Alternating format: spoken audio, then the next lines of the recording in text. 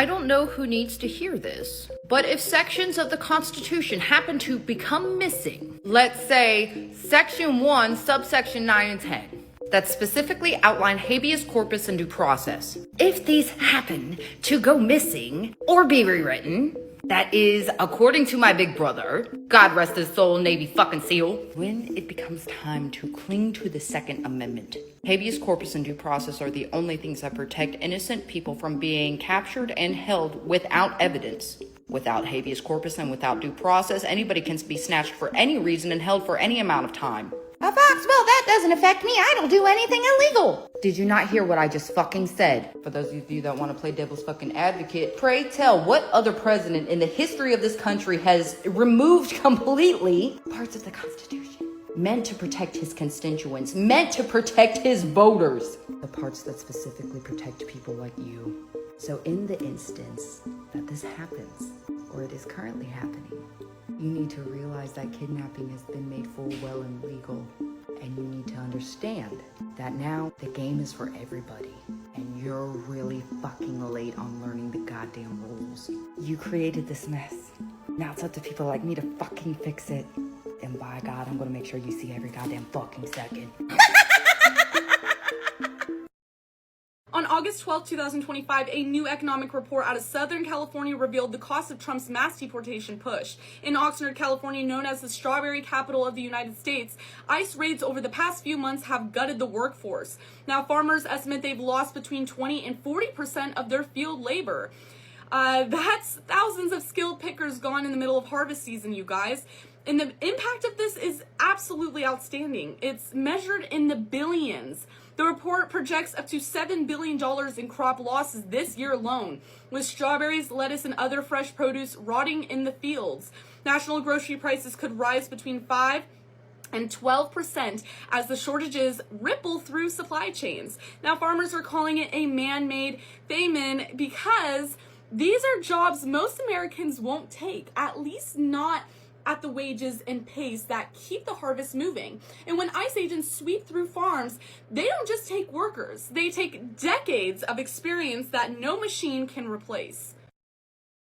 Also, while I'm angry this morning, 30 children, 30, have gone missing in Virginia since August 1st. Today's the 11th, if you were wondering.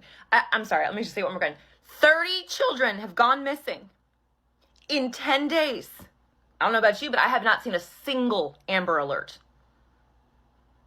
So just stay home. Just stay home. Just stay home. Just, oh my God, what is happening? Breaking fuck the news. As you guys know, I live in Pittsburgh. I'm about 10, maybe 8 miles that direction. There's this little town called Clairton, PA, where there's a steel mill. And as of not too long ago, the steel mill exploded. And 2 people were killed in the immediate explosion, with dozens being injured. If you guys want to look up the footage, it's easy as searching up Clairton, PA, steel mill explosion. I'll keep you guys updated with more. I don't like Elon Musk. I'm going to say it 50,000 times. I don't like him. I don't like that he going out there and he firing people. I think that he's a crook because somehow the rest of us can't sit around and get whatever federal contracts we want. The rest of us can't sit around and get law enforcement and get them somehow ordained as federal law enforcement to protect him. The rest of us can't get our dealerships protected by the federal government. That is somebody that is operating above the law. For whatever reason, just because he has a lot of money, more money than everybody else. And yes, I am happy to see that on my birthday, which is what I said, there were peaceful protests around this world against him because he is a problem. And so you never should have somebody that is sitting that high and is going to sit up here and threaten a sitting member of Congress when she knew good and well, if she watched the entire thing, that I specifically told protesters to make sure you consult with lawyers, just like I've told protesters over and over and over in the history of me advising people to go out and exercise their constitutional right. The fact that there are other sitting members that have received letters of threat from this new DOJ tells me that they are about retribution and they are not about following the law.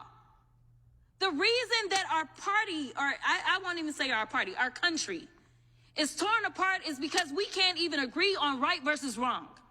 This should not be left versus right. The only thing that we're asking is that we have law enforcement that will show up when there is an actual crime. If somebody calls and says, hey, I need you to investigate this cyber crime, or I need you to investigate this child pornography, or I need you to investigate this robbery, then we want somebody to show up, and we don't want them to look at us and act as if just because I'm black or because I'm woman, that I am not worthy of having that case investigated, because we have an administration that is continuously railing against diversity, equity, and inclusion, or we don't need people that show up that feel like diversity should not be valued. That is why we should have somebody that may show up and looks like me. The final thing that I'll say, because you've been gracious, is this. When I first became a public defender, I had no criminal defense experience. And I walked in and I told my boss, Charlie, I said, listen, you should hire me. He said, why? I said, because I'm black. Charlie looked at me like I was crazy. And I said, let me tell you something. When I walk in, I'm going to walk in with a level of rapport and understanding that maybe some of my other colleagues will not. Charlie offered me my job, and I worked my butt off, and I worked really, really hard for all of my clients, not just those that look like me, and that is what it looks like to serve. Thank you.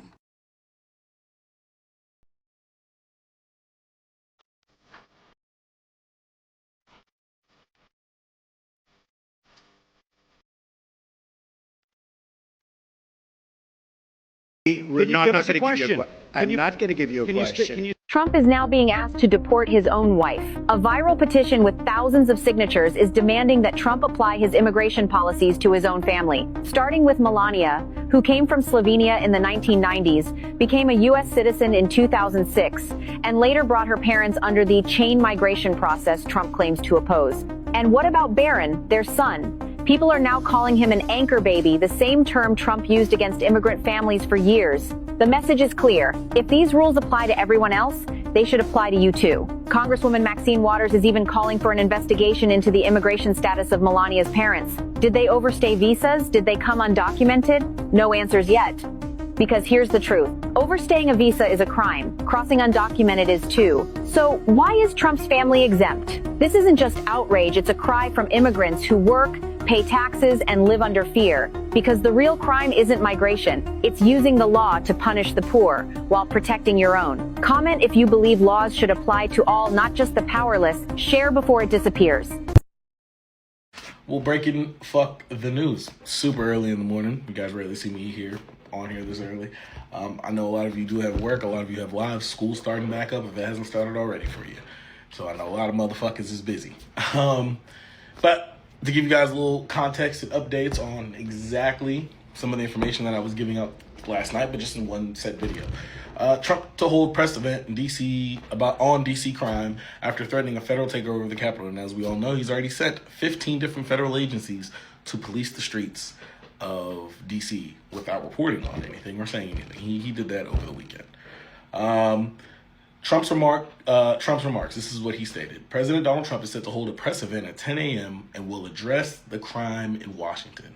The DC mayor responded to this. Washington, D.C. Mayor Muriel Bowser said in an MSNBC interview yesterday that comparing the city to a war-torn country is hyperbolic and false. Earlier, White House Deputy Chief of Staff Stephen Miller, the bald-head wonder, told News Nation Kelly Meyer that D.C. was more violent than Baghdad. We all know what we did in Baghdad. Look, add on to it, Trump is considering deploying 1,000 National Guard. Trump is considering deploying 1,000 National Guard troops to D.C. and can make an announcement as early as today, according to one defense official and two U.S. officials. The number of Guard who would be assigned to is still in flux. The officials say most of the troops would likely be pulled from the D.C. National Guard. Officials stress that the decision is not final and no orders have been signed. This is part of the president's ongoing effort to increase security in the nation's capital. But the Guard would primarily be focused on supporting law enforcement with things like administrative help and protecting federal personnel and property, not engaged in direct law enforcement activities. Asked about the decision, a White House official told NBC News, "We won't get ahead of the president on any potential announcements, but the president has been clear that all options are on the table when it comes to making D.C. safe again." Trump's foreshadowed this decision on Wednesday when discussing crime in D.C., saying, what a sham, rate of crime, what a shame. Early as fuck. What a shame. Rate of crime, the rate of muggings, killings, and everything else. We're not going to let it. And that includes bringing the National Guard, maybe very quickly too. So, like I said again, time now is about to be 7:28. I will be probably up here either before he comes on and says whatever the fuck he's going to say, and I will give you the full breakdown on my Substack. I'll let you guys know more information as it comes out. Also, if you guys haven't heard me say this 1,000 times, your favorite content creators are being censored and our posts aren't going out, and a lot of information is being lost because they're trying to show you shit on your timeline from June, May, February, and March. July, even some shit from July is now starting to pop up on my feed. So what I can say is just follow me on my other social medias if you guys don't mind. The link tree's in my bio. I don't post on there as much, but by the end of August, I will definitely be posting on my Skylight, on my YouTube shorts. My YouTube's probably my main thing because I got to figure out what the fuck I'm going to do if TikTok does go bye-bye. So follow me on YouTube or subscribe to my YouTube, and I'm going to be posting shorts of literally the videos that I make on here. I'll probably start just doing long-form content there, vlogs and such. There is some stuff on my page already that you guys can go look at from years ago when I first started doing content, like 11 years ago till a month or two ago. But I will definitely be more consistent with it. It probably just won't be all news. My shorts will definitely be that. My Skylight, I have it. I don't like it, but I use it. I don't like the way the format looks. And then you guys can also go to Substack, where I will start using that as like Twitter damn near. I'll start putting news reports out and stuff like that on my Substack.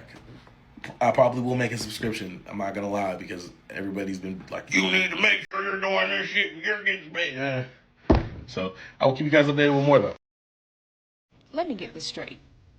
When I finally start showing up consistently on TikTok, y'all want to tell me there's a new app coming.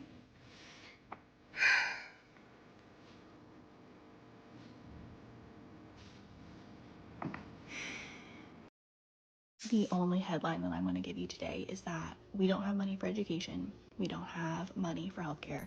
We don't have money to give our children free lunch and breakfasts. But we have $200 million for a presidential ballroom. We have billions to fund ICE raids that tear families apart. And we have endless weapons for a Shmenocide in Gaza. This country has always had money. It's just never for the people. There is a mass kidnapper in Virginia claiming several children were abducted in the last 10 days. Brianna Fallon joins us in the studio now to verify if these claims are true. Brianna, what did you find out? Dana, Janet, I can assure you that Virginia State Police are not investigating any reports of a mass kidnapper today. In fact, they say they want to debunk any viral claims relating to the alleged kidnappings in the state. Please be careful. Please make sure that you are staying aware. Take a good look at your screen here. These are some of the many videos that quickly spread on TikTok, creating several conspiracies of a mass kidnapper on the loose. Those kids that are missing in Virginia are definitely being trafficked. However, according to Virginia State Police, that's not true. They say they're not even seeing a spike or surge in missing children. VSP says last week, 88 children were reported missing to the Virginia Missing Children's Clearinghouse. That's 11 less reports than the 2025 weekly average. But according to VSP, most of those children reported missing are runaways, noting many returned shortly after their family reports them missing. Even though VSP says there's no investigation into any mass abductions, they want to remind folks to always stay cautious. So listen, I decided to do my own research, and either missingkids.org is not updating their website, or something really is being covered up, because over 100 children have either been runaways or gone missing since June 1st to the current date. So the math is not mathing. If there are no reporting, why are all these kids on a website that's supposed to keep us current on the children that are missing and exploited in either city or state? So in my opinion, dig deep. And then when you dig deep, dig deeper, because something is definitely going on in the state of Virginia. Even if it was just runaways, it's a mass number of runaways in just a 2-month span. Be safe and God bless. The time Trump is done in the White House, Republicans will never vote red again. They will turn blue. In fact, they will want to paint the White House blue, because the way Trump is tearing stuff up, listen, I don't care if they take over Chicago. I don't care what states or cities or whatever they take over. I'm not protesting. I'm not getting involved. This is what they wanted. This is what they voted for. This is what they get, right? I'm not getting involved. But by the time he's done in this White House, Republicans will be eating their words. They will be voting blue. I guarantee you the next president will be a Democrat. I don't care who runs. Anybody can run. They are going to win. As long as they are a Democrat, they are going to win. That's one. Listen, if you don't know what martial law is, I recommend you look it up. And you can look it up on ChatGPT. All you got to do is type in, what is martial law? Is martial law coming to the United States? Is it happening in the United States? Ask those type of questions. What does martial law mean for me? Look into that. Go and get you a passport. You may want to go on a vacation. Get you and your kids passports. If I were you, that's what I would do, because you may need a vacation, right? Also, look into crypto. Look into meme coins if you have any extra money. Now's the time. I don't care if you have to work 3 or 4 jobs. Any money that you can make, you need to make it. Just my advice. No financial advice, no legal. Just my advice. Position yourself and become knowledgeable what's happening in this country. It's very important.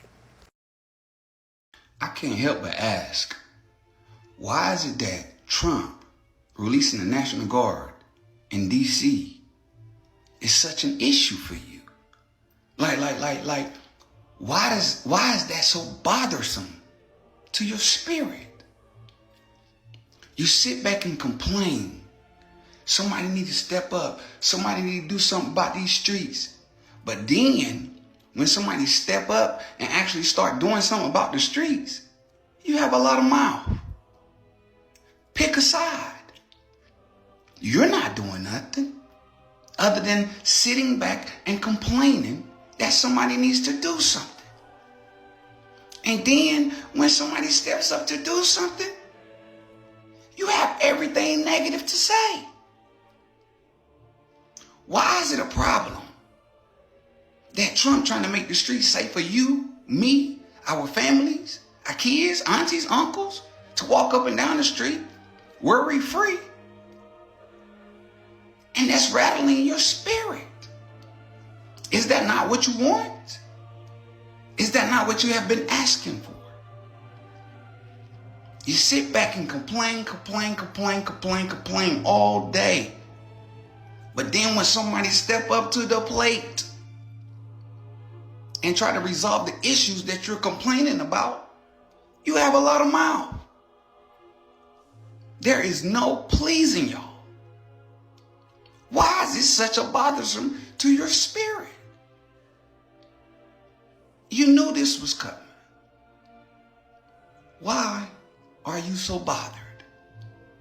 Trump is doing more for these streets than anybody has ever done. And that's our president. That's what he's supposed to do. What's the issue?